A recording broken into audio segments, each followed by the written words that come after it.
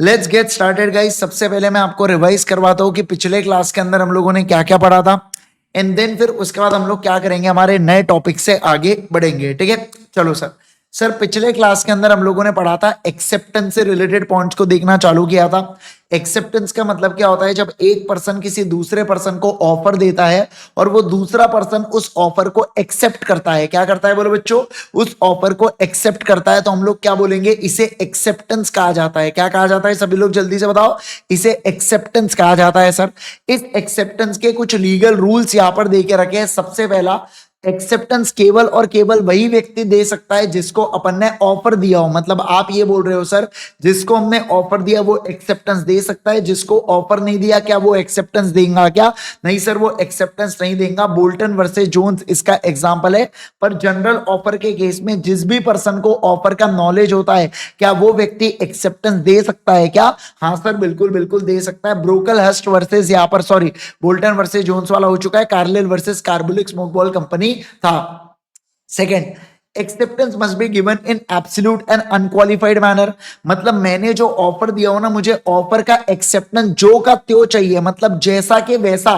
क्या कहा मैंने, बोलो, मतलब जैसा के वैसा मुझे एक्सेप्टेंस चाहिए। इसके अंदर क्या मुझे चेंजेस वगैरह करने की जरूरत है क्या? नहीं सर, इसके अंदर मुझे किसी भी प्रकार के कोई भी चेंजेस वगैरह करने की जरूरत नहीं है।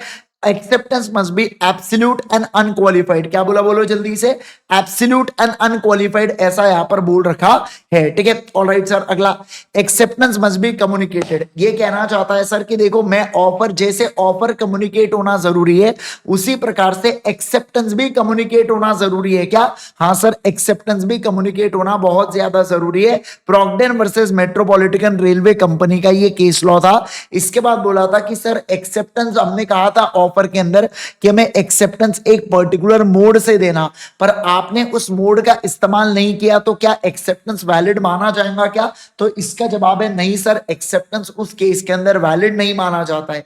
लेकिन मैं आपको बता दूं, अगर मैंने कोई भी मोड नहीं बोला हो, क्या कहा मैंने, बोलो, मैंने अगर कोई भी मोड नहीं बोला हो, तो कोई भी यूजुअल मैनर में क्या एक्सेप्टेंस किया जा सकता है? हाँ सर, बिल्कुल बिल्कुल किया जा सकता है। ठीक है, आ जाइए। उसके बाद देखो, क्या फिफ्थ पॉइंट के बारे में बात करूंगा मैं।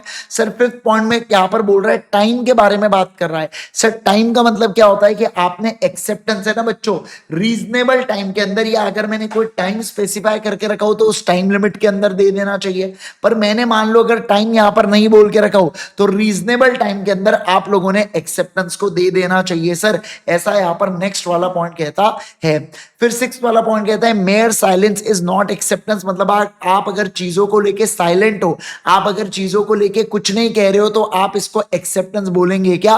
नहीं सर, नहीं बोलेंगे। सातवां पॉइंट बोला था, एक्सेप्टेंस कंडक्ट या इंप्लाइड से हो सकता है। मतलब कभी कभार कुछ नहीं बोल के भी इंसान अपनी हरकतों से भी बता सकता है कि मैंने क्या कर लिया हूं, मैंने कॉन्ट्रैक्ट को एक्सेप्ट कर लिया हूं करके, ऐसा बता सकता है क्या? हाँ सर, बिंदास बिंदास बोल सकता है। ठीक है, चलिए सर, अब हम लोग चलेंगे नेक्स्ट वाले पॉइंट के ऊपर। अगला टॉपिक है अपना communication of offer and communication of acceptance. क्या कहा मैंने, बोलो, communication of offer and communication of acceptance के बारे में अभी अपन लोग पढ़ेंगे।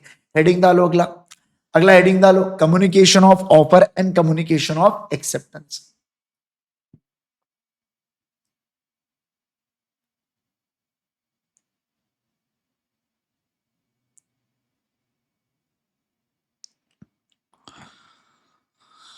Offer and acceptance.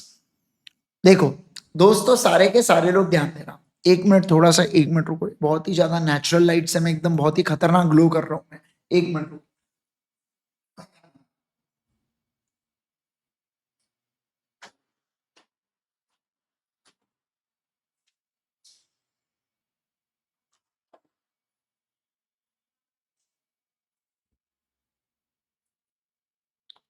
हाँ, देखो मैंने क्या कहा। मैं अगर कहूँ यार, आज तो ग्लो कम ही नहीं हो रहा है। सुनो मैं क्या कह रहा हूँ, सुनिए ना। मैं ये कह रहा हूँ, communication of offer and communication of acceptance के बारे में बात कर रहा हूं मैं यहाँ पर। अच्छा, मुझे जरा एक बात बताइए, आप लॉजिकली सोच के देखो। सर ऑफर कौन देता है? ऑफरर देता है सर ऑफर। किसको? प्रोमिसी को या एक्सेप्टोर को ऑफर दिया जाता है। एक्सेप्टोर उस ऑफर को जैसे ही एक्सेप्ट करता है ना, तब प्रोमिसर और ऑफरर के बीच में क्या बन जाता है राजा? सर इन लोगों के बीच में कॉन्ट्रैक्ट बन जाता है। क्या बन जाता है? सभी लोग बोलेंगे इन लोगों के बीच में कॉन्ट्रैक्ट बन जाता है। सर ऐसा हम लोगों ने पढ़ा है क्या? हाँ सर ऐसा हमने पढ़ा है। अब आप सोच के देखो, अगर ये दोनों के दोनों पार्टीज आमने सामने होंगे, इसे बोला जाता है फेस टू फेस। या हो सकता है ये पार्टीज क्या हो बच्चों? दूर हो। क्या हो? बोलो जल्दी से। स्टे अवे हो, अपार्ट हो, एक दूसरे से अलग हो, दूर हो करके, ऐसा भी हो सकता है।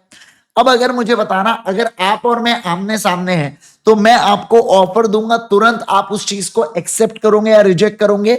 मतलब सर इस केस के अंदर क्या तुरंत आपके और मेरे बीच में कॉन्ट्रैक्ट बनने वाला है क्या? हाँ सर, तुरंत यहां पर क्या बनने वाला है? तुरंत यहां पर कॉन्ट्रैक्ट बनने वाला है। क्या कहा मैंने? बोलो। तुरंत यहां पर कॉन्ट्रैक्ट बनने वाला है सर फेस टू फेस के केस में। लेकिन सर अगर पार्टी दूर है तो मैं पहले क्या भिजवाऊंगा? मैं पहले ऑफर भिजवाऊंगा, फिर दूसरी पार्टी उस ऑफर को क्या करेगा? पढ़ेगा, रीड करेगा, एक्सेप्ट करेगा, और उसके बाद क्या बनने वाला है? कॉन्ट्रैक्ट बनने वाला है। मतलब हो सकता है कि मैं ऑफर 10 को भेजूं और सामने वाला व्यक्ति उस ऑफर को 14 तारीख को पढ़े, रीड करे और बाद में एक्सेप्ट करे।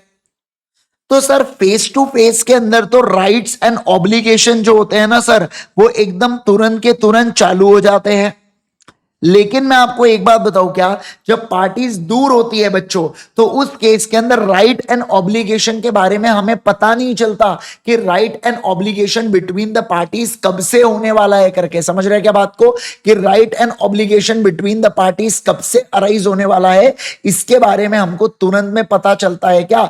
नहीं सर, इसके बारे में हमको तुरंत में पता नहीं चलता। क्या कहा मैंने? बोलो। इसके बारे में हमको तुरंत में पता नहीं चलता। मैं ऐसा यहां पर कह रहा हूं आपके साथ, बात तो सही कर रहा हूं मैं? क्या लगता है आपको? जैसे देखो, आप और मैं दूर दूर है, मैं आपको कब ऑफर भेजूंगा, आप कब इसको एक्सेप्ट करेंगे लेटर वेटर से, मुझे पता नहीं चलेगा। तो आपके और मेरे बेसिस में आपका और मेरा जो कॉन्ट्रैक्ट होगा, वो कौन से समय से आप और मैं इस कॉन्ट्रैक्ट के लिए एंटर होंगे, ये ना आपको पता है ना ये मुझे पता है।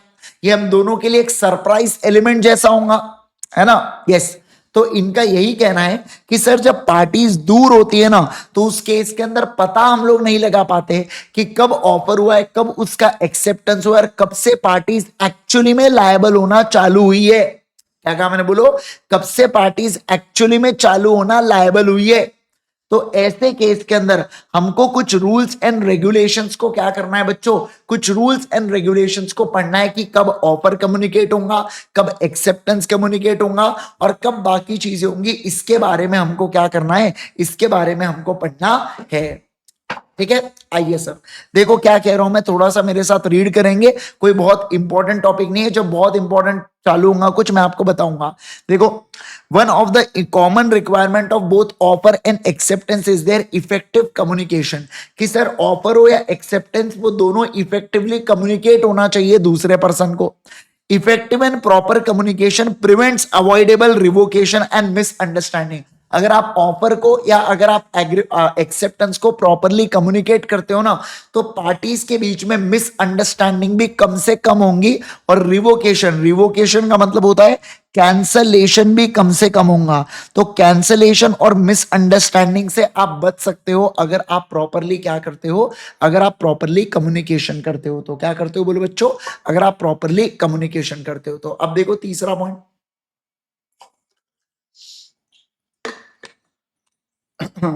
तीसरा पॉइंट देखो क्या कह रहा है।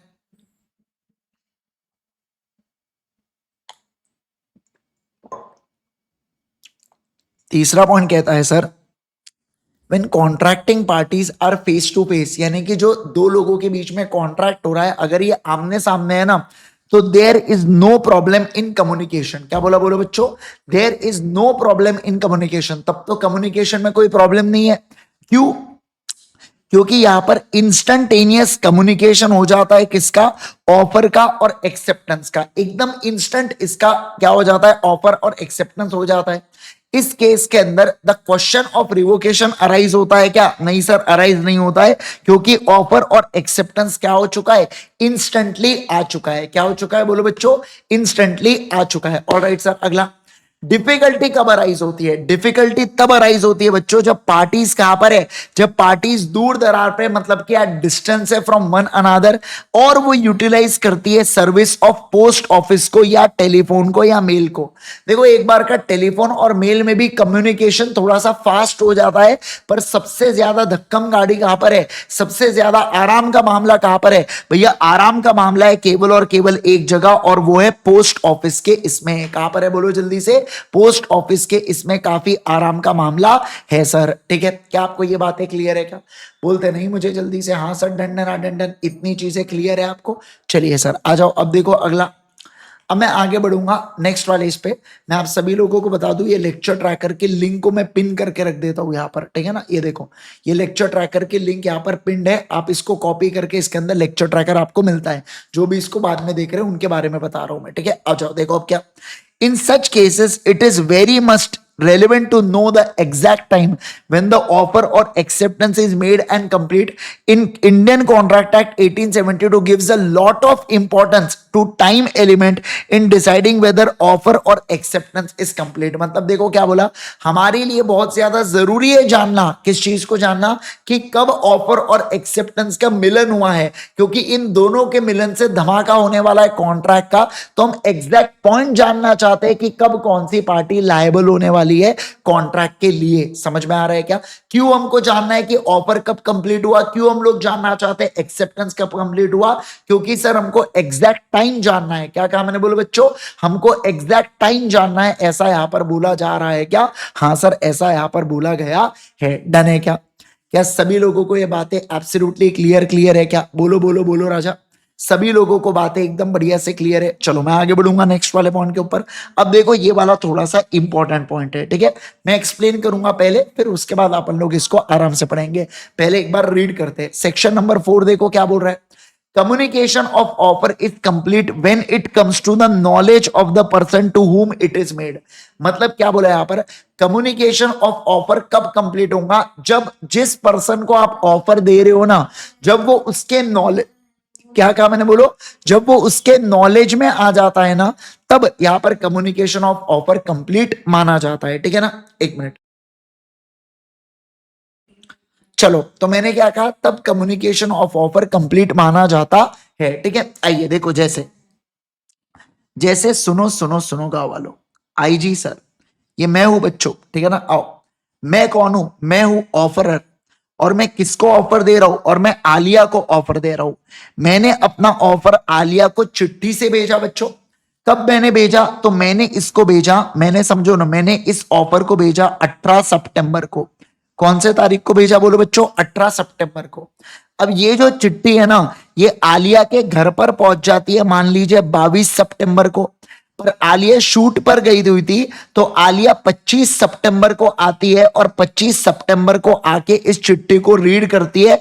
मतलब आलिया के दिमाग की बत्ती कब जली मेरे ऑफर को लेके? 25 सितंबर को जली। कब जली बोलो बच्चों? 25 सितंबर। मतलब आलिया ने मेरे ऑफर को रीड कब किया? सर आलिया ने रीड किया 25 सितंबर को। कब रीड किया बोलो बच्चों? 25 सितंबर को आलिया ने रीड किया।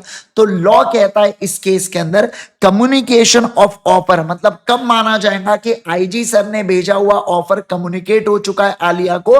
25 सितंबर को माना जाएगा कि आईजी सर ने भेजा हुआ ऑफर कम्युनिकेट हो चुका है आलिया को। बातें समझ में आ गई क्या? बोलो ना जल्दी से, बातें समझ में आ गई क्या? यस। मतलब सर इससे फर्क नहीं पड़ता कि आलिया के घर पर लेटर कब रिसीव हुआ, कम्युनिकेशन ऑफ ऑफर तो तब मानेंगे जब सामने वाले के दिमाग की बत्ती जलेंगी, यानी कि 25 सितंबर। क्या होगा बोलो बच्चों? 25 सितंबर। Got it everyone? Alright sir. अब देखो क्या, in terms of section 4 of the act, communication of offer is complete when it comes to the knowledge of the person to whom it is made. क्या बोला मैंने? बोलो, when it comes to the knowledge of the person to whom it is made, मतलब आपने offer किस particular person को किया है, किसको आपने आपका ऑफर दिया है। जब आपने जिस व्यक्ति को ऑफर दिया उसके नॉलेज में कब आ रहा है सर, तब कम्युनिकेशन ऑफ ऑफर क्या माना जाता है? कंप्लीट माना जाता है। एग्जाम्पल देखेंगे, where A makes a proposal to B, A ने ऑफर दिया बी को टू पोस्ट से कि सेल करता हूं मैं तुझे हाउस 5 लाख में, और ये जो लेटर है ना ऑफर का, ये 10 मार्च को भेजा गया था पर लेटर 12 मार्च को पहुंचा, पर तो हम लोग बोलेंगे ऑफर कम्युनिकेट हुआ 12 मार्च को। Thus, it can be summed up that where a proposal is made by post, communication will be complete when letter containing proposal reaches the person to whom it is made. अब देखो क्या line बोल रहा है, mere receiving the letter is not sufficient, he must receive and read the message. क्या बोला बोलो बच्चों, रिसीव भी होना चाहिए और रीड भी करना चाहिए। जैसे देखो लेटर अगर 12 मार्च को रिसीव हुआ बट रीड 15 को किया, तो हम लोग बोलेंगे ऑफर कम्युनिकेट कब माना जाता है, 15 मार्च को माना जाता है। कब माना जाता है बोलो बच्चों, 15 मार्च को माना जाता है। समझ में आया क्या? क्या आप सभी लोगों को ये बातें समझ में आई क्या? फटाफट बोलो ना, कम्युनिकेशन ऑफ ऑफर ये क्लियर है? तो देखो ये वाली लाइन इसके अंदर इंपॉर्टेंट है और ये वाली लाइन इसके अंदर इंपॉर्टेंट है। बाकी ये तो एग्जाम्पल है, बाकी कट कर दिया आपने तो भी चल जाएगा आपका, पर कम्युनिकेशन ऑफ ऑफर इसे हम लोग कहते हैं। ठीक है, आ जाओ जरा किताब में, अपने नोटबुक में आ जाओ, नोटबुक में आ जाओ।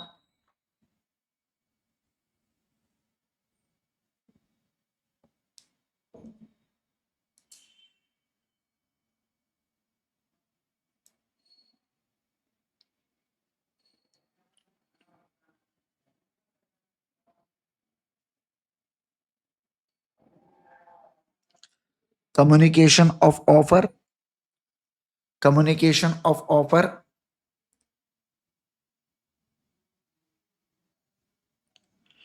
it is completed when it comes to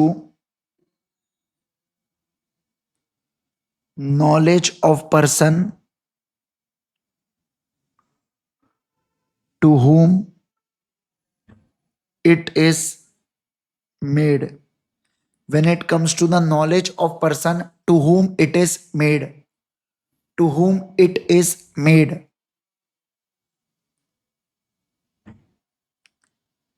Mere receiving of offer is not sufficient.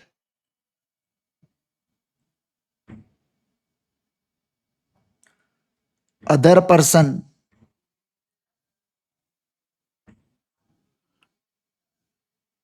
should also read it. Other person should also read it. Other person should also read it. Got it everyone? समझ में आ गया सभी लोगों को? बोलो बोलो, समझ में आ गया सभी लोगों को? हाँ सर। चलो अगला अगला अगला अगला, नेक्स्ट नेक्स्ट नेक्स्ट नेक्स्ट।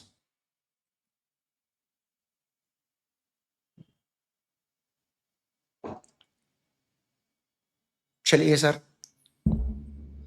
आइए देखो क्या, कम्युनिकेशन ऑफ एक्सेप्टेंस। अब अपन ने अभी पहला टॉपिक पढ़ा कम्युनिकेशन ऑफ ऑफर के बारे में, अब अपन लोग इसी के अंदर दूसरा टॉपिक पढ़ने वाले हैं यहाँ पर, कम्युनिकेशन ऑफ एक्सेप्टेंस के बारे में। किसके बारे में बोलो बच्चों? कम्युनिकेशन ऑफ एक्सेप्टेंस के बारे में। ठीक है, आ जाओ। There are two issues for discussion and understanding, they are modes of acceptance and when acceptance is complete. मतलब इसके अंदर अपने को दो चीजों को पढ़ना है दोस्तों। पहला कि किन तरीकों से एक्सेप्टेंस किया जा सकता है, और दूसरा वेन कब एक्सेप्टेंस कंप्लीट होगा। ठीक है ना, तो दो तरीकों पढ़ेंगे। पहला पढ़ेंगे मोड्स ऑफ एक्सेप्टेंस के बारे में। तो देखो let us first consider mode of acceptance. तो देखो पहला मोड क्या बोल के रखा है, जनरली दो मोड ऑफ एक्सेप्टेंस है।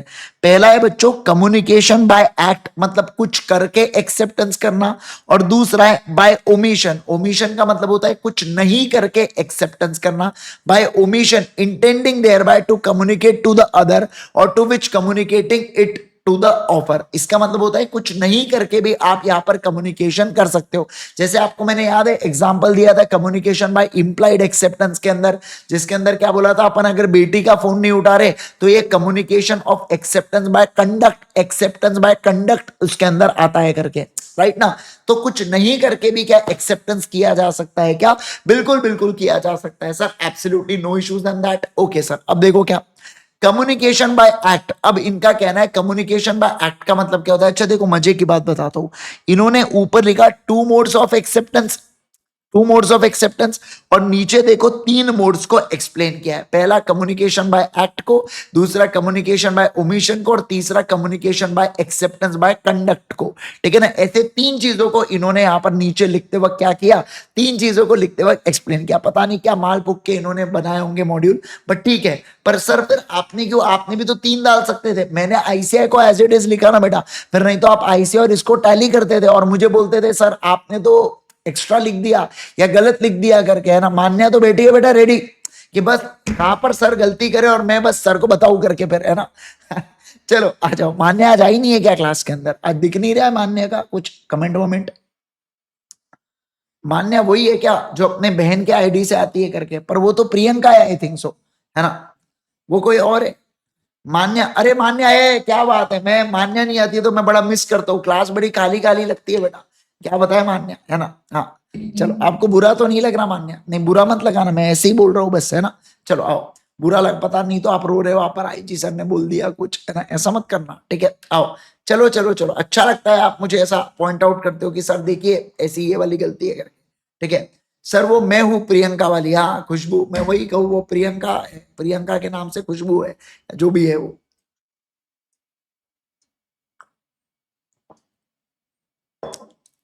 चलो आओ, ध्यान दो क्या दोस्तों, सबसे पहले बात करेंगे कम्युनिकेशन बाय एक्ट के बारे में। एक्ट का मतलब क्या होता है? Action. Act basically short word use होता है किसके लिए? एक्शन के लिए, मतलब कुछ करना, इसे हम लोग बोलते हैं एक्शन, ठीक है ना। देखो अब कम्युनिकेशन बाय एक्ट का क्या मतलब होता है? कम्युनिकेशन बाय एक्ट का इसका मतलब होता है expression of words whether written या ओरल। क्या कहा मैंने, बोलो? वेदर रिटर्न या ओरल, इसे कहा जाता है कम्युनिकेशन बाय एक्ट। क्या कहा जाता है बोलो बच्चों? कम्युनिकेशन बाय एक्ट इसे कहा जाता है, ठीक है। तो मैंने क्या कहा, जब आप कुछ शब्दों को एक्सप्रेस करते हो, क्या करते हो बोलो जल्दी से, कुछ शब्दों को आप एक्सप्रेस करते हो तो उसे कम्युनिकेट। जैसे फॉर एग्जांपल मैंने आपको बोला 10 रुपए में पानी की बोतल खरीदते क्या? आपने कहा हाँ मैं 10 रुपए में पानी की बोतल खरीदने के लिए रेडी हूं। इसका मतलब आपने मुझे शब्दों से क्या दिया? एक्सेप्टेंस दिया। चलाओ ना नैनो से बांध रहे, तो नैनो से बांध चले तो वो इंप्लाइड एक्सेप्टेंस होता है, बट मुंह से बांध चले तो मतलब मुंह से बांध चलने का मतलब होता है कि अगर शब्द बोले गए तो उस केस के अंदर आपको क्या बोलेंगे? कम्युनिकेशन बाय एक्ट बोलेंगे। अब देखो क्या, written words will include letters, Telegram, faxes, email, even advertisement. भैया रिटर्न वर्ड्स में सब कुछ आता है। आप व्हाट्सएप करो, टेलीग्राम करो, इंस्टा पे मैसेज करो, ईमेल करो, कॉल करो, सारी चीजें कम्युनिकेशन बाय एक्ट के अंदर आती है। अब देखो oral words will include telephone message. Oral words में टेलीफोन मैसेज आते हैं, टेलीफोन में ओरल ही, लेकिन व्हाट्सएप पे लिखकर भेजोगे तो ये रिटर्न वर्ड्स के अंदर काउंट होता है, ठीक है ना। ऑलराइट सर, अगला again communication would include any conduct. क्या बोला बोलो? any conduct intended to communicate positive acts, signs, so that other person understand that person acting or making signs means या say to convey anything। मतलब इनका कहना है sir इसके अंदर सारी चीजें आ जाती है जिससे आप पॉजिटिव साइन करते हो या शब्दों से कम्युनिकेट करते हो। क्या कहा मैंने, बोलो? शब्दों से कम्युनिकेट करते हो या साइन से कम्युनिकेट करते हो, it doesn't even matter sir. हम लोग इसे क्या कहते हैं? कम्युनिकेशन बाय एक्ट कहते हैं। क्या? हाँ सर एक्ट कहते हैं। जैसे आप, मैं आपसे बोल रहा हूं भैया 10 रुपए का बिस्किट पैकेट खरीदोगे क्या? आप बोल रहे हो ओके खरीदूंगा, आप बोल रहे नहीं सर नहीं खरीदूंगा करके, तो ये आपने क्या किया? साइन करके बताया। क्या क्या बोलो बच्चों? साइन करके बताया, तो इसे भी हम लोग कम्युनिकेशन बाय एक्ट ही कहते हैं। क्या? हाँ सर, कुछ करना। बेसिकली आप इतना समझो, जहां पर आप कुछ करके, कोई पॉजिटिव चीज करके अगर आप सामने वाले को कम्युनिकेट कर रहे हो तो उसे हम लोग कम्युनिकेशन बाय एक्ट कहते हैं। क्या कहते हैं बोलो बच्चों? कम्युनिकेशन बाय एक्ट कहते हैं। क्या आप इस बात को समझे? सारे लोग जल्दी से बताएंगे मुझे, क्या आप सारे के सारे लोग इस बात को बढ़िया से समझ गए क्या? चलो मैं आगे बढ़ू क्या? अब मैं क्या नेक्स्ट वाले पॉइंट के ऊपर आगे बढ़ सकता हूं क्या? हाँ सर बिंदास आगे बढ़ेंगे। चलो देखो क्या, अब हम लोग बात करेंगे communication of acceptance by omission, omission to do something, omission to do something मतलब कुछ नहीं करना। जैसे आपको याद है, ये पकड़ो 1 करोड़ का चेक निकल जाओ बेटी की जिंदगी से, अगले दिन अपन बेटी का फोन ही नहीं उठा रहे, तो इसका मतलब क्या होता है, कुछ नहीं करना भी अपने आप में क्या है, ऑफर का एक्सेप्टेंस है। क्या है बोलो बच्चों, अपने ऑफर का एक्सेप्टेंस है। समझे क्या आप बात को? अरे बोलिए ना जल्दी से मुझे, क्या आप इस बात को समझ पा रहे हैं क्या, है ना? Yes sir. तो देखो क्या सच ओमिशन, आपको याद है तो मैंने पतंग वाला एक एग्जांपल दिया था आपको, है ना? याद आ रहा है? वो भी ओमिशन टू डू समथिंग था, कि कुछ नहीं करने पर क्या दिया जा रहा था, कुछ दिया जा रहा था, तो इसे बोला जाता है ओमिशन टू डू समथिंग का एक्सेप्टेंस। आ जाओ sir. Such omission is conveyed bye conduct और फॉरबेरेंस, फॉरबेरेंस मतलब कुछ नहीं करना, लिख के रख दो फॉरबेरेंस का मतलब कुछ नहीं करना, कुछ नहीं करना, इसे फॉरबेरेंस कहा जाता है। ठीक है, आओ। On the part of one person to convey his willingness or assent. However, silence would not be treated as communication by omission. देखो क्या बोला यहां पर, साइलेंस अपने आप में कम्युनिकेशन ऑफ ओमिशन होता है क्या? Silence does not amount to acceptance. ये आपने पढ़ा है क्या? हाँ सर, ये आपने पढ़ा हुआ है। क्या आपको बात समझ में आ रही है क्या? Silence would not be treated as communication by omission. क्या कहा मैंने, बोलो? Silence would not be treated as communication by omission, यानी कि silence does not amount to acceptance. क्या कहा मैंने, बोलो? Silence does not amount to acceptance. Sir ऐसी वाली चीज अपन ने कहा है। Got it everyone? याद आना चाहिए आपको, अगर याद नहीं आ रहा है तो लिख के रख दो, यहां पर लिख के रख दो, silence does not amount to acceptance. नीचे लिख के रखो, यहां पर नीचे लिख के रखो, यहां पर।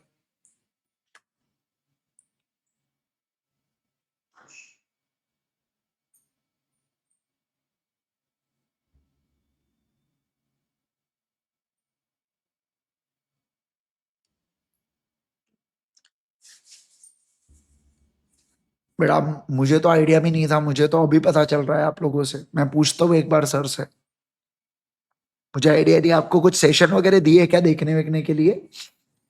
पर यार आपके ग्रुप पे तो मैं मैसेज देखता था कि क्लास लाइव है, क्लास लाइव है करके, ऐसे कैसे हो सकता है?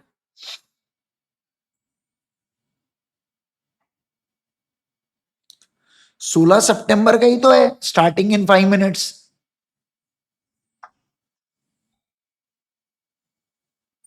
अरे 2 दिन पहले का तो है।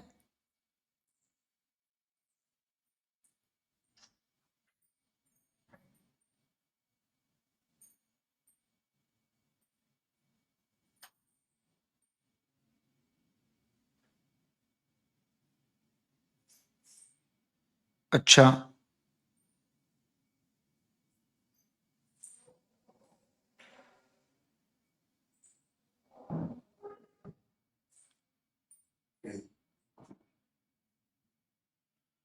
ठीक है, मैं पूछूंगा। ठीक है, कोई बात नहीं, मैं पूछ लूंगा। Got it everyone?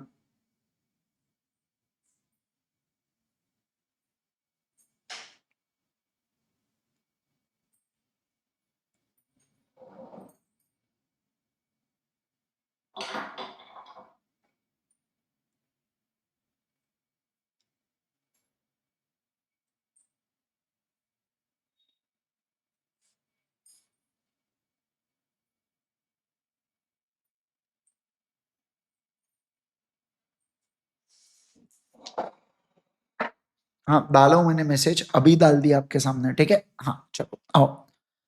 चलो आइए ध्यान दो। तो मैंने क्या कहा, मैंने क्या कहा दोस्तों, सुनिए ना। मैंने ये कहा, पहला क्या, कम्युनिकेशन बाय एक्ट के बारे में कहा मैंने आप लोगों के साथ, कि कुछ पॉजिटिव चीज करना उसे बोला जाता है कम्युनिकेशन बाय एक्ट। ओमिशन का मतलब क्या होता है, कुछ बाय कंडक्ट मतलब अपने बिहेवियर, बाय कंडक्ट का मतलब होता है अपने बिहेवियर से बताना। क्या करना बोलो बच्चों, अपने बिहेवियर से बताना एक्सेप्टेंस के बारे में। अब मैं आपको बताने जा रहा हूं यहां पर क्या, एक्सेप्टेंस बाय कंडक्ट। अब कंडक्ट का मतलब ही होता है बिहेवियर से बताना।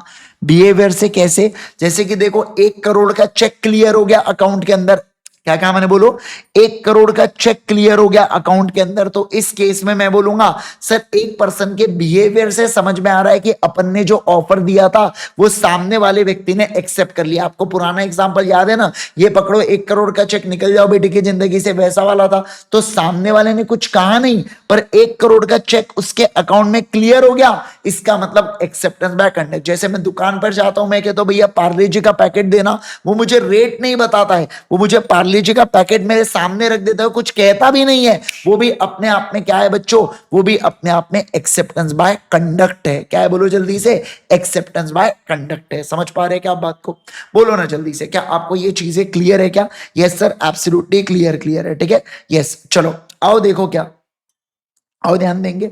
चलो बेटा देखो सर का मुझे मैसेज आया कि 2 लेक्चर अपलोड किए सर ने, L13 और L14 है ना, वो आपको देखना है। सर को वायरल फीवर हुआ है अभी, तो इसलिए सर क्लास नहीं ले पा रहे हैं, ठीक है ना। तो जो भी फर्दर कम्युनिकेशन होगा वो सर बताएंगे। अब L13 और L14 आप यहाँ पर कर सकते हैं, ठीक है। चलिए सर आ जाओ दोस्तों। अब अगर मैं बात करूं आपके साथ तो चलिए आ जाएंगे आगे वाले पॉइंट के ऊपर चलेंगे जो मैंने कहा अभी आपके साथ। आ जाओ भाई, कंडक्ट के बारे में पढ़ेंगे।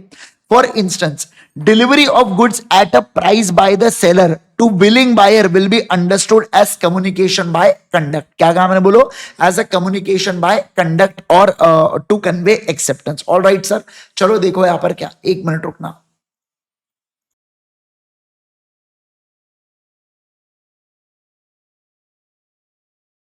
चलो तो हम लोग क्या कहेंगे, for instance delivery of goods at a price by seller to a willing buyer will be understood by communication by conduct to convey acceptance. एक और मैं आपको एग्जांपल दूं क्या कंडक्ट का, जैसे देखो फॉर एग्जांपल मान लीजिए एक एजेंट है बच्चों, ठीक है ना, मेरा एक एजेंट है।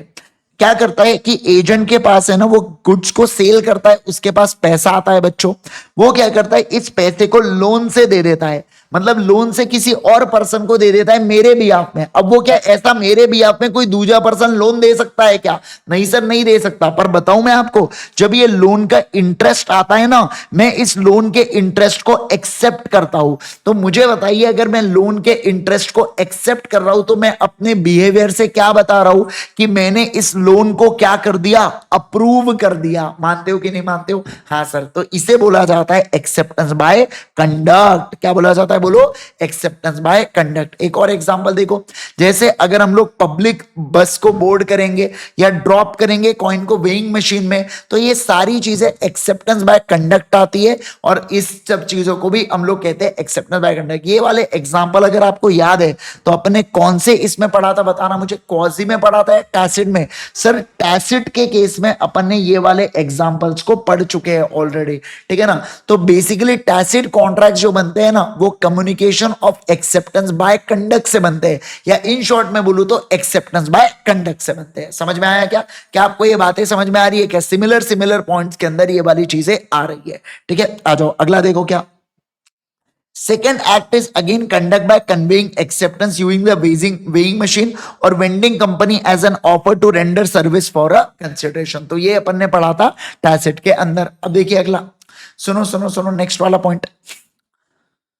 On the other issue in communication of acceptance is about effect of act or omission or conduct. The indirect efforts must result in effectively communicating acceptance or non-acceptance। इनका कहना है भैया तुम शब्दों से बताओ या तुम बिना शब्दों के बताओ। अरे भैया तुमको जैसे बताना है बताओ, बस हमारा एक ही पर्पस है कि आप प्रॉपरली कम्युनिकेट करो एक्सेप्टेंस को एंड नॉन एक्सेप्टेंस को। किसको बोलो बच्चों? एक्सेप्टेंस को एंड नॉन एक्सेप्टेंस को। अब देखो जरा, if it has no such effect there is no communication regarding of which acceptor thinks about the offer within himself। अब देखो, mere mental unilateral assent in one's own mind would not amount to communication। यही आप ऐसा समझो कि ये जो शब्द है ना, ये एक्सटेंशन ऑफ लाइन है, silent does not amount to acceptance. इसका कहना है कि मैं खुद ही खुद में सोच के सुनिए ना, मैं खुद ही खुद में सोच के एक्सेप्टेंस कर सकता हूं क्या? नहीं कर सकता हूं। जैसे देखो कई बार क्या होता है, छोटी सी चीज होती है बट अपने माइंड में ना अपन खुद ही खुद में बहुत सारी चीजें सोच लेते हैं। एग्जांपल के लिए मान लो अभी जिन बच्चों का सितंबर 25 का भी पेपर चल रहा है, ठीक है ना, वो खुद ही खुद में सोच लेते हैं कि पेपर हार्ड आया तो, पेपर इजी आया पर चेकिंग हार्ड हुई तो, चलो पेपर इजी आया चेकिंग भी इजी हुई पर मेरे मार्क्स गलत आईसीआई ने कोट कर दिए तो, मतलब सभी खुद से सोच लेना है, ठीक है। बाकी कुछ आईसीआई करे ना करे पर अपन खुद को डैमेज जरूर कर डालेंगे।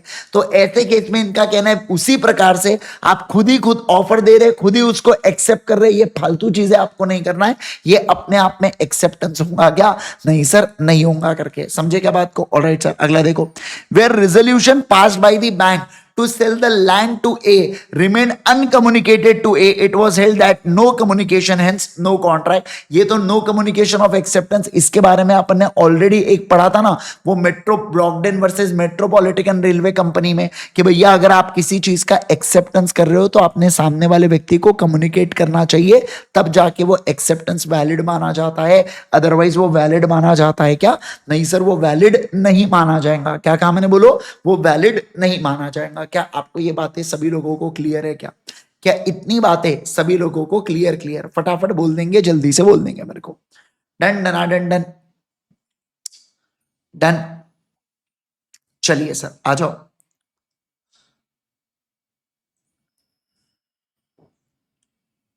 तो मैं आपको क्या बता रहा था? मैं सर आपको एक्सेप्टेंस के बारे में बता रहा था। एक्सेप्टेंस के अंदर दो चीजें आती है, मोड ऑफ एक्सेप्टेंस है, और फिर अपन लोग पढ़ेंगे कम्युनिकेशन ऑफ एक्सेप्टेंस के बारे में।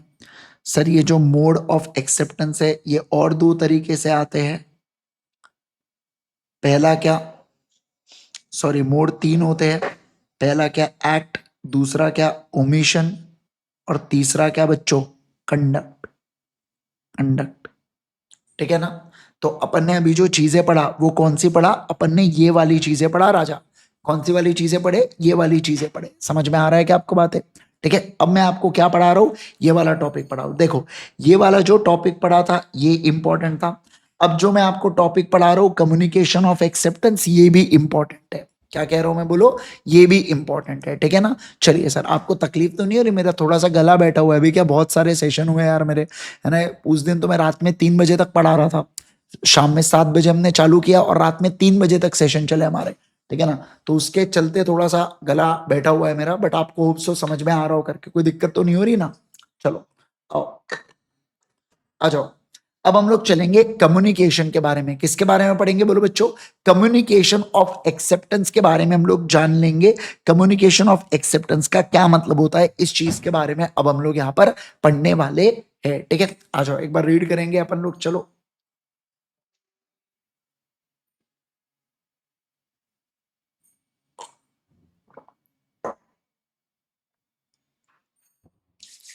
आओ देखो क्या, सुनो सुनो सुनो दोस्तों, communication of acceptance is complete, section number 4 इसके अंदर आता है।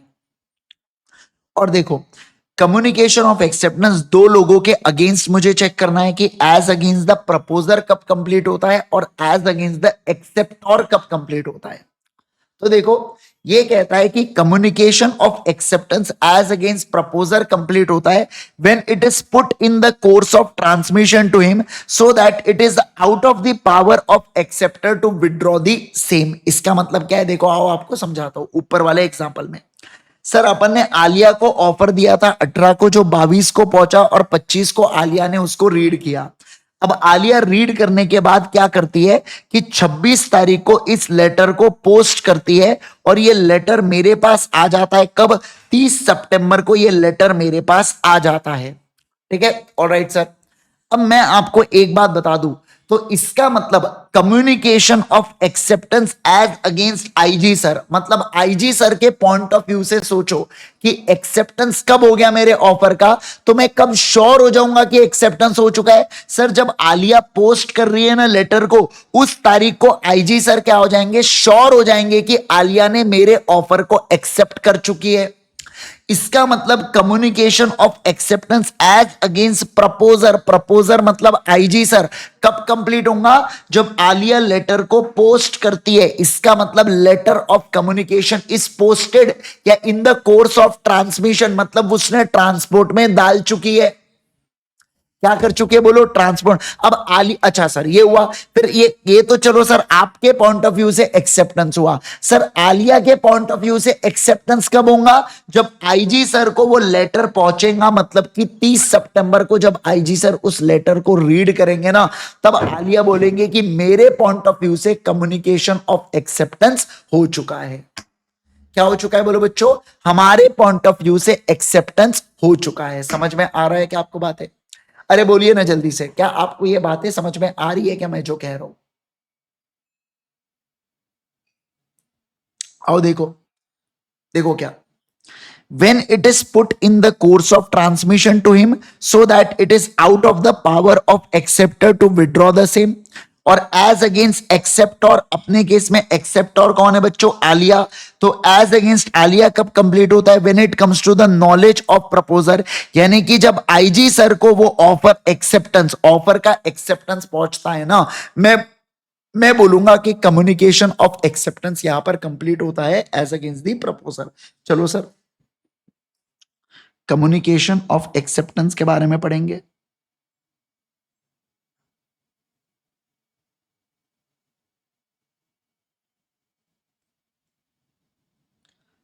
As against offeror, as against acceptor, as against offeror when it is put in course of transmission, acceptor when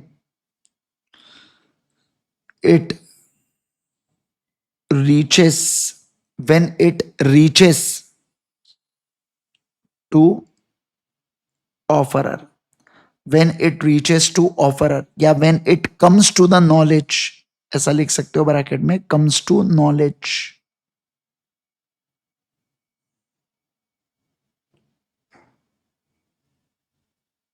comes to knowledge। ठीक है, ऑलराइट सर, डन है क्या? बोलो बोलो बोलो जल्दी से, डन है? यस। अब देखो जरा मुझे बताओ यहां पर, सर देखिए ए है और यहां पर बी है। ए है बच्चों ऑफरर और बी है यहां पर एक्सेप्टर। ठीक है, ऑलराइट सर।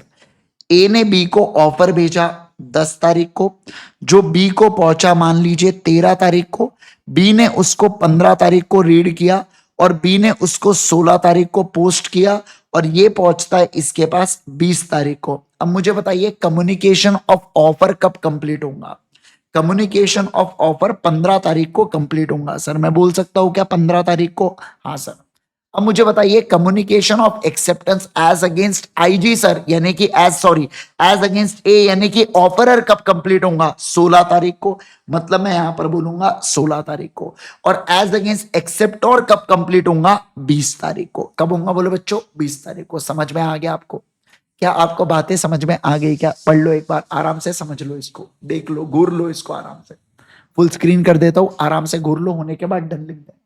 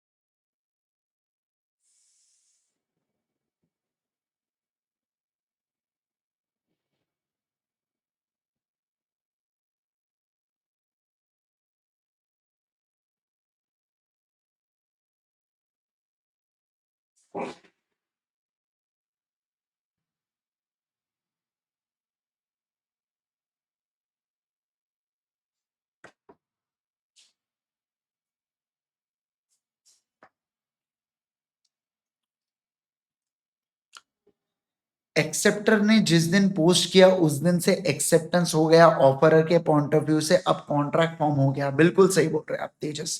ऑफरर के पॉइंट ऑफ व्यू से कॉन्ट्रैक्ट कब फॉर्म हो गया? जब उस दिन यहां पर पोस्ट किया। पर एक्सेप्टर के पॉइंट ऑफ व्यू से कब होगा? जब 20 तारीख को पहुंचा। ठीक है ना? यस, अभी अपन लोगों ने इतना देखा है और इसके अंदर क्या पेचीदा क्या क्या हो सकता है वो अपन लोग देखेंगे, अभी जानेंगे चीजें। ठीक है, आ जाओ सर। क्या इतना हुआ आप लोगों का? डन है पक्का? चलिए सर आ जाओ। अब देखो क्या, अब हम लोग अगले लाइन के ऊपर चल रहे हैं और अगले लाइन के बारे में अंडरस्टैंडिंग लेंगे। जरा ध्यान देना है, यहाँ पर फोकस करना। कम ऑन,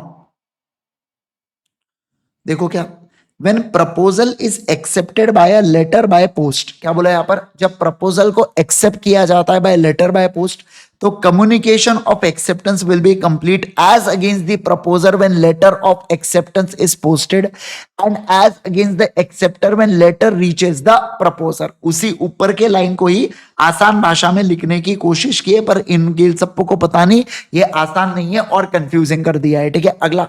अब देखो एग्जाम्पल भी देने की कोशिश कर रहे हैं। For example, if B accepts A's proposal and send is acceptance by post on 14th, communication of acceptance as against A is complete on 14th and letter is posted. As against B, acceptance will be complete when it letter reaches A. ठीक है, alright sir, इसको भी आप काट सकते हो क्योंकि अपन ने उससे बेहतरीन एग्जांपल नीचे लिख लिया है। अब देखो, here a proposer will be bound by B's acceptance even if letter of acceptance is delayed in post या लॉस्ट इन ट्रांजिट। मतलब ए की जिम्मेदारी कब से चालू हो जाती है? जिस समय बी ने पोस्ट किया लेटर ऑफ एक्सेप्टेंस को। ठीक है, ऑलराइट सर, अगला। The golden rule is proposer becomes bound by the contract the moment acceptor has posted the letter of acceptance. क्या बोला यहाँ पर? Okay, but it is necessary that letter is correctly addressed and adequately stamped and duly posted. मतलब क्या बोला है कि offeror, समझना बात को, आईजी सर उसी मोमेंट पे एक्सेप्टेंस या उसी मोमेंट पे आईजी सर लायबल होना चालू हो जाएंगे बच्चों जब आलिया ने लेटर को क्या किया है? आलिया ने लेटर को पोस्ट किया है। समझे क्या बात को? द मोमेंट आलिया ने लेटर को पोस्ट किया उस समय से तेजस सर, सॉरी, उस समय से मेरी लाइबिलिटी चालू हो गई क्या? हाँ सर, मेरी लाइबिलिटी यहां पर चालू हो गई। समझ में आया क्या? बोलो बोलो बोलो जल्दी से, समझ में आया क्या? है ना? Yes sir, got it everyone? क्या आपको ये बातें एब्सोल्युटली क्लियर है ना? चलो, क्या मैं आगे बढ़ू दोस्तों? क्या मैं आगे बढ़ू? बोलो बोलो बोलो जल्दी से मुझे, है ना? यस सर, चलिए आ जाओ यहाँ पर, ध्यान देना। नेक्स्ट वाले पॉइंट के ऊपर चलेंगे, नेक्स्ट वाला पॉइंट समझते हुए चलिएगा यहाँ पर। ठीक है, आओ आओ आओ, ध्यान दो ध्यान दो ध्यान दो, सुनिए। अब हम लोग चलेंगे अगले पॉइंट के ऊपर। अगला पॉइंट देखो क्या बोल के रखा है, आओ।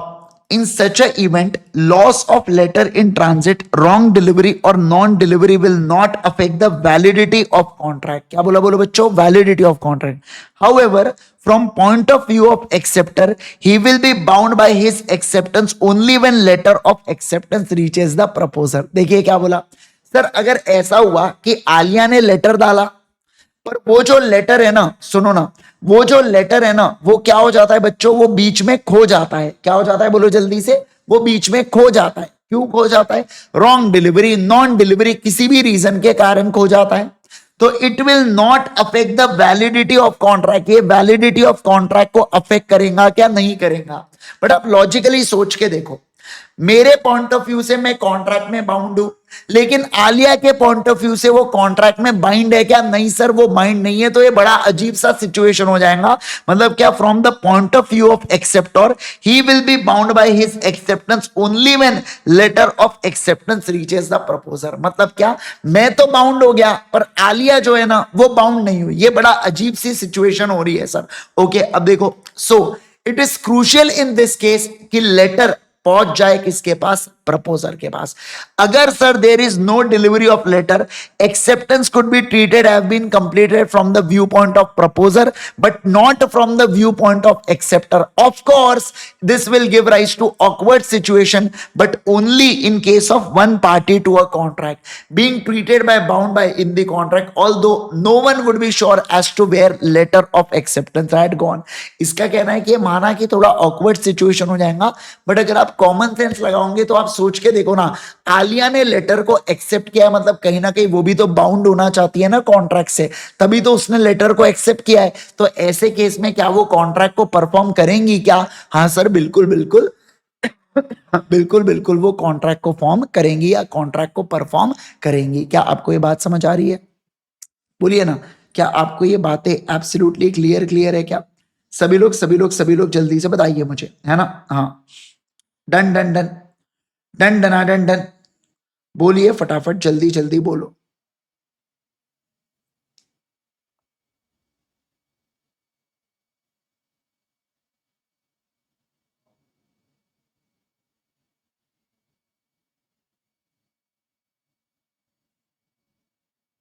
चलो डन, ऑलराइट सर, चलिए आगे बढ़ेंगे क्या नेक्स्ट वाले इस पर?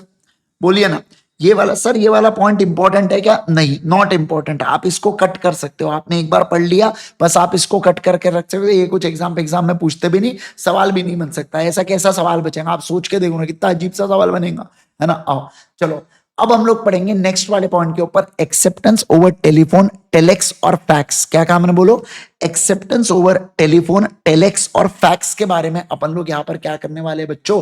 पढ़ने वाले हैं, ठीक है? चलिए लेट्स गेट स्टार्टेड। आ जाओ आ जाओ आ जाओ जल्दी से। देखो क्या, where offer is made of an instantaneous communication like telex, telephone, fax और through email। मतलब इनका कहना है कि सर जहां पर आप ऑफर को कम्युनिकेट कर रहे हो इंस्टेंट कम्युनिकेशन डिवाइसेस से, जैसे टेलेक्स हो गया, टेलीग्राम हो गया, फैक्स हो गया, ईमेल हो गया, तो ऑफर कंप्लीट हो जाता है या कॉन्ट्रैक्ट कब कंप्लीट होगा? जब उसके ऊपर एक्सेप्टेंस रिसीव हो जाता है ऑफर ही से। मतलब मैं अगर ऑफर हूं और मुझे अगर एक्सेप्टेंस मिल जाता है तो कम्युनिकेट मान लिया जाएगा। And the contract is made at a place where acceptance is receive, और जिस प्लेस पर मुझे एक्सेप्टेंस मिल रहा है तुरंत वहां पर कॉन्ट्रैक्ट बन जाता है। सर इसका केस लॉ याद रखना है, नहीं रखना है।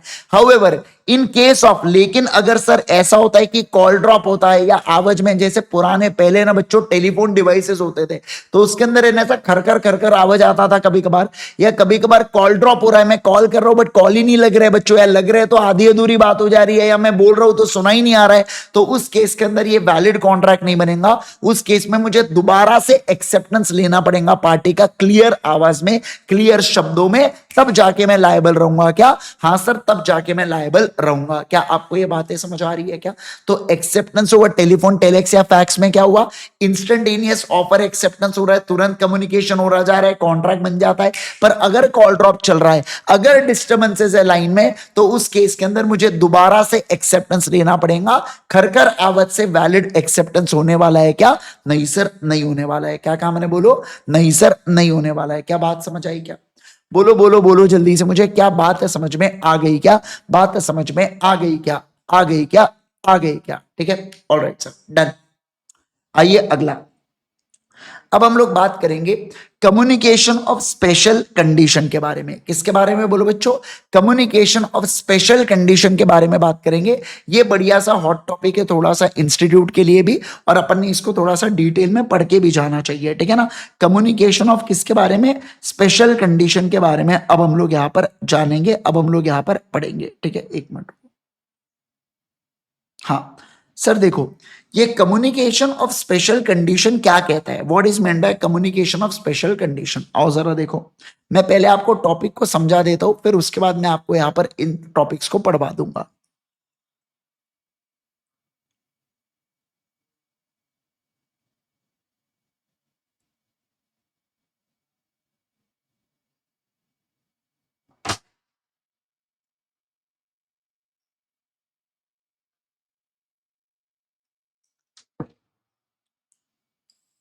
Communication of special condition, sir इनका कहना है कि कभी कभार with in contract, with in contract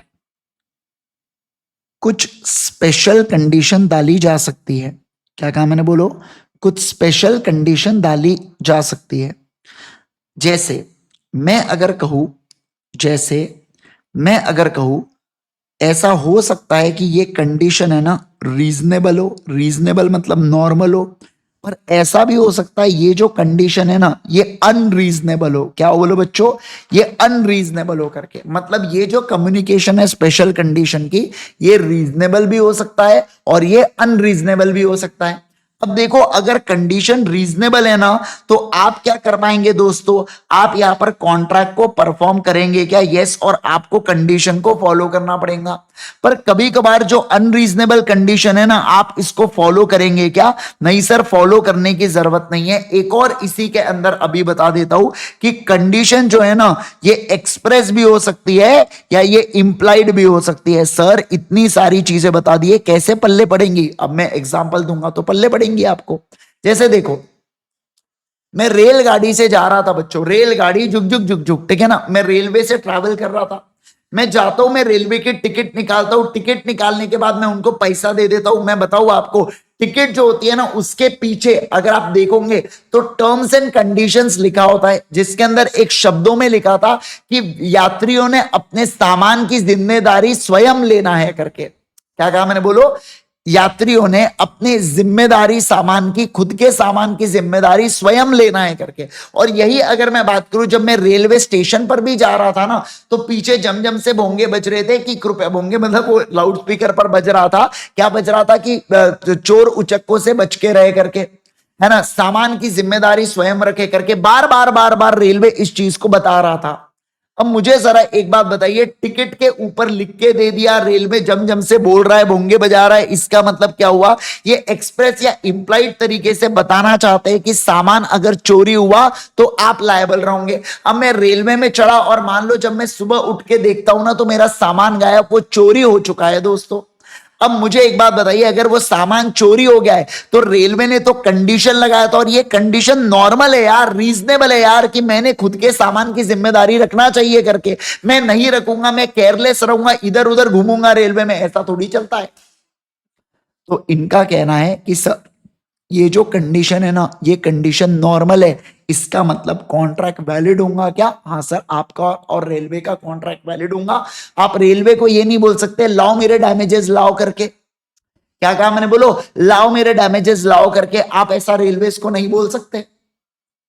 लेकिन वही दूसरी, और मुझे जरा एक बात बताइए, अगर मान लो अपनी मम्मी है बच्चों, मम्मी क्या करती है, मम्मी के पास एग्जाम्पल के लिए 50,000 रुपए की कोई एक साड़ी है, मम्मी ने 50,000 की साड़ी किसको दिया, ड्राई क्लीनर वाले को दिया, और ड्राई क्लीनर ने क्या दिया, चिट्ठी दिया, जिस चिट्ठी के पीछे लिखा है कि गलती से हमसे साड़ी खो जाती है ना तो हम 10% ऑफ मार्केट वैल्यू ही क्या करेंगे, डैमेजेस के रूप में देंगे, 10% of market value he damages के रूप में देंगे।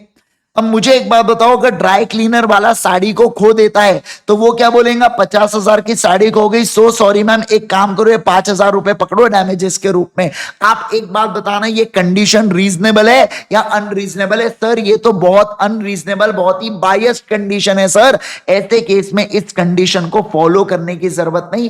मतलब हम बोलेंगे कि भली कॉन्ट्रैक्ट हो गया पर ये कंडीशन लागू होंगी क्या, नहीं होंगी सर। और कोर्ट में जाएंगे तो कोर्ट ऐसी तैसी कर देगा सामने वाले पार्टी की और बोलेगा चल एक काम कर, 40,000 रुपए पे कर, रीजनेबल पैसा पे कर सामने वाले व्यक्ति को। ये तो बहुत ही ज्यादा अनरीजनेबल है सर 5,000। हाँ ऐसा बोला होता कि 90% अमाउंट हम पे करेंगे तो एक बार का वो रीजनेबल हो जाता। क्या हो जाता बोलो, रीजनेबल हो जाता। पर आप तो सीधा 5% या 10% ही पे करने की बात कर रहे हो, ये बहुत ही ज्यादा अनरीजनेबल अमाउंट है सर। और इस केस के अंदर हम लोग क्या बोलेंगे, ये गलत चीज है। क्या है बोलो जल्दी से, ये गलत चीज है। समझ में आ रहा है क्या, क्या आप सभी लोगों को ये बातें समझ में आ रही है क्या। तो सर आपका कहना है कि स्पेशल कंडीशन है ना बोल के या साइलेंटली बताई जा सकती है, पर वो एनफोर्सेबल तभी होती है बच्चों जब वो रीजनेबल होती है। मतलब वो अनरीजनेबल है तो अनएनफोर्सेबल होंगी ना, हाँ सर अनएनफोर्सेबल होंगी। जैसे फॉर एग्जाम्पल के लिए अभी जैसे वो बेटा अभी वो फ्लाइट का अभी ये हुआ था ना अपना एयर इंडिया वाला। अब मान लो एयर इंडिया की जो विक्टिम की फैमिली है वो क्या करती है, वो कंपनी के ऊपर केस करती है और बोलती है कि नहीं नहीं, आपने वादा किया था कि आप यात्रियों को यहां से उठाएंगे, अहमदाबाद से उठा के बराबर से लंदन पहुंचाएंगे, आप नहीं पहुंचा भाई, अब आप इसकी जिम्मेदारी लो और आप हमको जो गए हैं ना यात्री उनको दोबारा से जिंदा करके दो। या बहुत ही ज्यादा हेफ्टी सम मांग रहे हैं बच्चों जो इनके कैपेसिटी में। तो मुझे एक बात बताइए, क्या एयर इंडिया ने वो चीज जानबूझ के किया क्या? नहीं सर। क्या वो सही में अपना पायलट, सही में अपना इतना महंगा प्लेन खोना चाहते हैं क्या? नहीं सर। क्या वो मोस्ट इंपॉर्टेंटली अपनी रेप्यूटेशन खोना चाहते हैं क्या? नहीं सर। तो ऐसे केस के अंदर इनका कहना है कि सर उन्होंने जो कंडीशन लिखी थी ना कि व्यक्ति ने खुद ने अपनी जिम्मेदारी लेना है अपनी जान की भी और अपनी सामान की भी, वो बिल्कुल सही बात लिखी थी, वो कोई अनरीजनेबल कंडीशन नहीं थी। तो ऐसे केस के अंदर हम लोग बोलेंगे कि सर अनरीजनेबल कंडीशन रहा तो फॉलो करने की जरूरत नहीं है, पर रीजनेबल कंडीशन है तो आपको फॉलो करना पड़ेगा क्या? यस सर, आपको फॉलो करना पड़ेगा। आओ जरा, sometimes there are situation where there are contract with a special condition. कभी कभार कॉन्ट्रैक्ट में क्या होता है बच्चों? स्पेशल कंडीशन होता है। These special conditions are conveyed tacitly। tacitly का मतलब होता है साइलेंटली, या कभी कभार इसको है ना विदाउट tacitly, यानी कि हम लोग इसे एक्सप्रेसली भी कम्युनिकेट कर सकते हैं। फॉर इंस्टेंस, जैसे पैसेंजर अंडरटेक करता है ट्रैवल को, तो condition of travel are printed on the back of tickets, और sometime the special condition are brought to the notice of the passenger and sometimes not. कभी कभार आप उस टिकट के पीछे पढ़ते भी नहीं हो, पर कभी कभार आप पढ़ भी लेते हो। In the event the passenger is treated as having accepted the condition. भैया दोनों में से कुछ भी हो, हम तो ये मान लेंगे कि पैसेंजर ने कंडीशन को एक्सेप्ट किया है द मोमेंट उसने हमसे टिकट खरीदा। अब when someone travels from one place to another by air, it could be seen that special conditions are printed on the back of air ticket in small letter.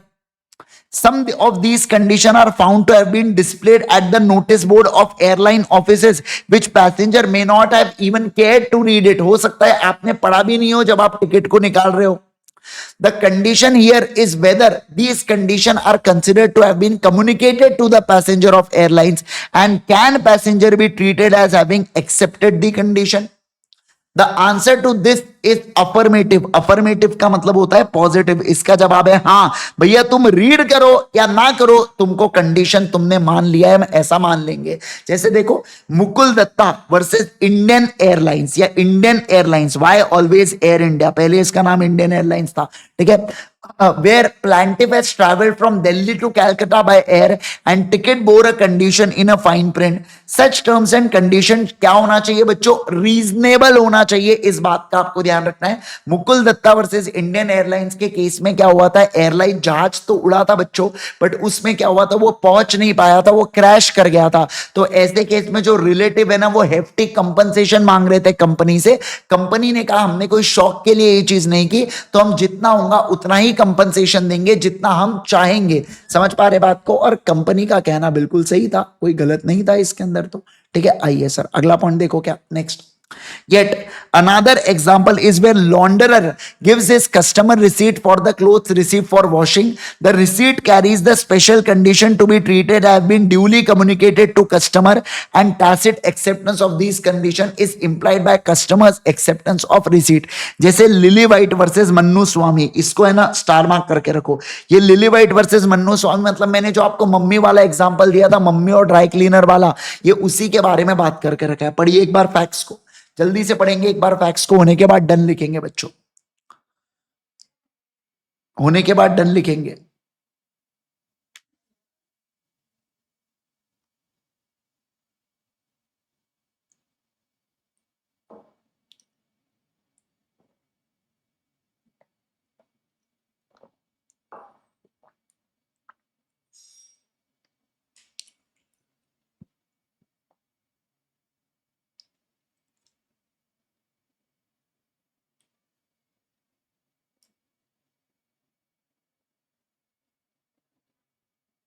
है ना? Terms अगर unreasonable है तो अपन reasonable value को या full value को claim कर पाएंगे क्या? हाँ सर, हम लोग यहां पर क्लेम कर पाएंगे।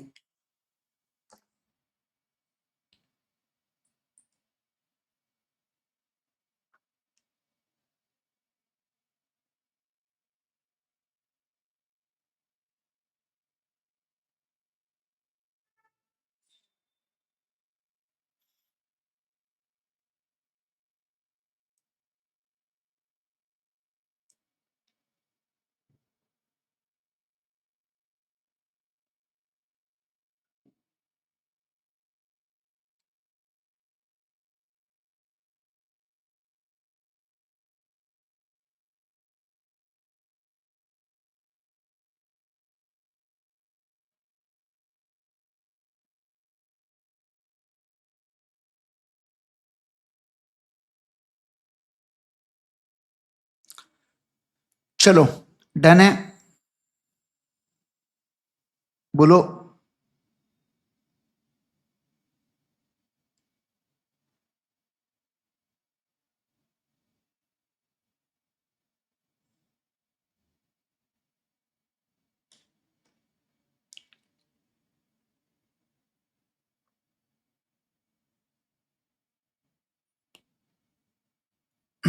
तो हम स्पेशल कंडीशन कम्युनिकेट मानेंगे, कम्युनिकेट मानो बट फॉलो रीजनेबली किया जाएगा।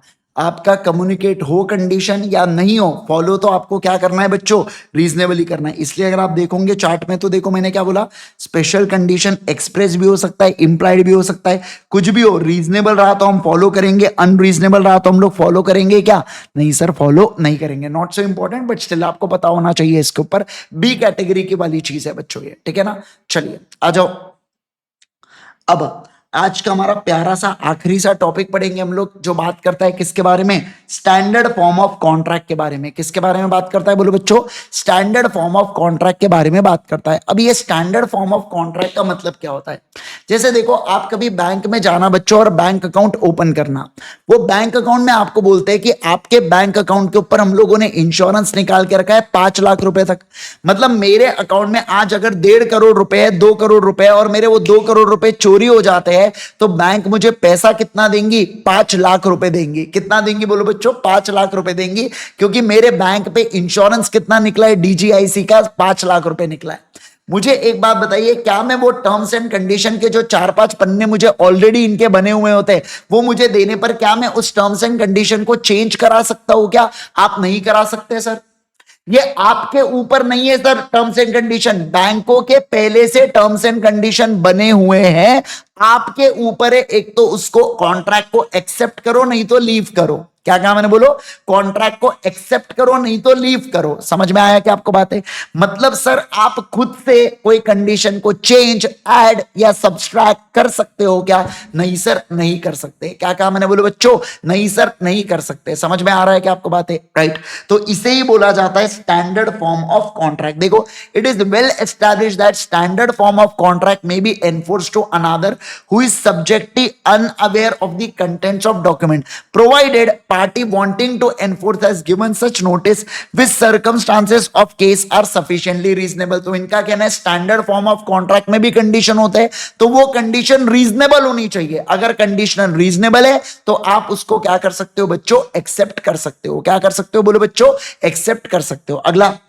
But the acceptor will not इनकर एनी कॉन्ट्रैक्चुअल ऑब्लिगेशन। क्या बोला, लेकिन जो एक्सेप्टर है ना वो कोई भी कॉन्ट्रैक्चुअल ऑब्लिगेशन इनकर करने वाला है क्या, नहीं सर, वो कोई भी कॉन्ट्रैक्चुअल ऑब्लिगेशन को इनकर नहीं करेगा। ठीक है, alright. If document is so printed and delivered to him in such a state that it does not give reasonable notice. मतलब क्या, मान लो सर फॉर एग्जांपल मैंने कोई है ना मतलब स्टैंडर्ड फॉर्म ऑफ कॉन्ट्रैक्ट को एक्सेप्ट कर लिया, पर उसके अंदर की टर्म्स एंड कंडीशन रीजनेबल नहीं थी, इसका मतलब मैं उससे बाउंड रहूंगा क्या, नहीं सर, इसका मतलब आप उससे बाउंड नहीं रहोगे, मतलब मैं उससे बाउंड यहां पर नहीं रहूंगा। इस बात का आपको क्या रखना है, इस बात का आपको ध्यान रखना है। ठीक है, alright sir. In connection let us consider some converse situation. थोड़ा सा एक अजीब सिचुएशन देखते हैं, देखो क्या बोल के रखा है। रायपुर ट्रांसपोर्ट कंपनी वर्सेस शाम में क्या हुआ था समझना। A transport carrier company accepted goods for any condition without any condition। मतलब ट्रांसपोर्ट कंपनी ने क्या किया, विदाउट एनी कंडीशन गुड्स को एक्सेप्ट कर लिया। अब बाद में ट्रांसपोर्ट कंपनी को पता चला भाई इस गुड्स के अंदर तो खतरनाक चीज है, मान लो आईफोन जा रहे, तो बाद में क्या करती है ट्रांसपोर्ट कंपनी, एक फरमान जारी करती है कि अगर गुड्स खो जाता है ना तो हम केवल और केवल 50% ऑफ गुड्स के अमाउंट का डैमेजेस देंगे। सर पाया गया कि ये वाली चीज अनरीजनेबल थी क्या, हाँ सर अनरीजनेबल थी, मतलब ये चीज फॉलो की जाएंगी क्या, नहीं सर नहीं की जाएंगी। देखो सब्सीक्वेंटली यानी कि बाद में उन्होंने इशू किया सर्कुलर, जहां पर उन्होंने अपने लायबिलिटी को लिमिट कर दिया। इस केस के अंदर स्पेशल कंडीशन को आपने प्रायर पहले बिफोर ऑफ कॉन्ट्रैक्ट कम्युनिकेट नहीं किया था तो क्या ये ओनर्स के ऊपर बाइंडिंग होंगी क्या? नहीं सर, ये ओनर्स के ऊपर बाइंडिंग। आपको एक चीज समझ रही है क्या कि इंडियन कॉन्ट्रैक्ट एक्ट के जो केसेस है ना बच्चों, वो अपन दिल से सोचे कि ये सही हो रहा है या बुरा हो रहा है तो आपको अंदर से एक जवाब मिलना चालू हो जाता है कि हाँ यार ये इसके साथ सही हो रहा है, हाँ यार ये इसके साथ गलत हो रहा है करके। तो बस वही उसका भी कंक्लूजन रहने वाला है। मतलब ये जो कॉन्ट्रैक्ट है ना, बड़ा ही दिल से बनाया गया कॉन्ट्रैक्ट है बच्चों, ठीक है ना। ऐसा अपने को ऑटोमेटिक समझ में अंदर से आवाज आ जाती है अपने को कि हाँ यार ये गलत हो रहा है, अंदर से आवाज आ जाती है हाँ यार ये सही हो रहा है करके। तो उस केस में बस वही उसके जवाब भी रहने वाले हैं। इस बात का आपको क्या रखना है, ध्यान रखना है। समझ पा रहे हैं क्या? बोलो बोलो बोलो जल्दी से मुझे, क्या ये बातें आपको पूरी तरीके से clear done done done done है ना? यस, चलो तो एक बार आप क्या करेंगे, आज एक बार आप रिवाइज करेंगे इन सारे टॉपिक्स को एंड देन फिर उसके बाद कल के क्लास के अंदर हम लोग मिलेंगे और कल हम लोग क्या करेंगे बच्चों, हमारे इस पर्टिकुलर चैप्टर को पूरा पूरा फिनिश ऑफ कर देंगे, ठीक है ना। कल अपना यूनिट नंबर 1 किसी भी हालत में कंप्लीट होना चाहिए, तब तक मैं आपको छुट्टी नहीं करने वाला हूं, ठीक है। कल का मेरा क्लास थोड़ा सा अनसर्टन है, 50-50 मेरा क्लास हो भी सकता है नहीं भी हो सकता है, मैं आपको कम्युनिकेट करूंगा अकॉर्डिंगली। 90% चांस होगा, 10% चांस नहीं होगा, ठीक है ना। तो मैं आपको फिर भी अकॉर्डिंगली बता दूंगा। एक्चुअली कहीं मुझे जाना है तो उसके चलते शायद मेरा क्लास ना हो। अगर नहीं होता है तो आप रिवाइज करना, या मैं आपके लिए कोई रिकॉर्डेड सेशन सोगा के, वैसे भी आपको देखना ही है तो मैं सोगा के सेशन को अपलोड करना चालू करूंगा। मान लो अगर हो जाते हैं तो आप एक आधा सेशन सोगा वगैरह के देख लेना, ठीक है। पर जहां तक तो क्लास लूंगा ही लूंगा, ऐसा मेरा चल रहा है, ठीक है। ऑलराइट, मतलब जाना भी थोड़ा सा अनसर्टन है मेरा, ठीक है। ऑलराइट गाइस, चलिए thank you so much once again everyone, bye bye everyone, take care everyone. मुलाकात होंगी कल के क्लास के अंदर या परसों के क्लास के अंदर। Till then bye bye, take care, आराम से रिवाइज कीजिएगा, अच्छे से रिवाइज करके आइएगा टॉपिक को।